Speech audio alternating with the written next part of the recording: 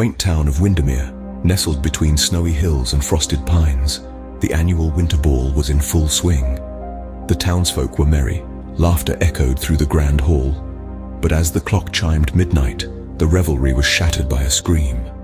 The town's beloved mayor, Harold Davenport, was found dead, a frosty dagger lodged in his heart. The first clue, the icy weapon. It wasn't just any dagger, but an ancient artifact that belonged to the local museum, a piece of history turned into a tool of death.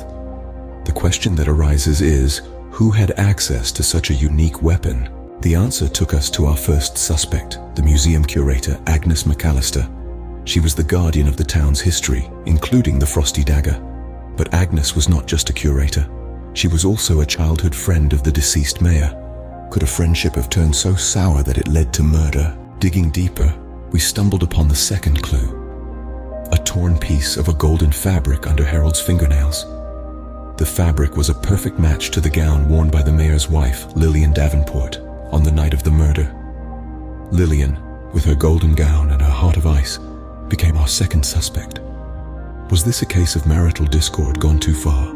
The plot thickened as we discovered the third clue, a series of anonymous letters threatening the mayor's life. The letters were traced back to the town's recluse, Edgar Blackwood, a man with a grudge against the mayor for reasons unknown. Was this a simple act of revenge? With 3 suspects and a trail of clues, the mystery seemed to deepen.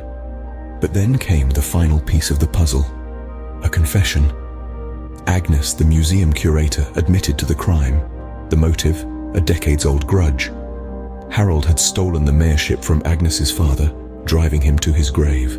In a chilling act of vengeance, Agnes had used the frosty dagger, a symbol of the town's history, to reclaim what she believed was rightfully her family's. In this tale, the past and the present collided in a deadly dance. The frosty dagger, once a relic in a glass case, became the key to a murder most foul. A story of friendship turned hatred, of love marred by deceit, and of a desire for revenge that ran deeper than the frosted rivers of Windermere. So, as the snow falls on Windermere, we close the chapter on the case of the frosty dagger.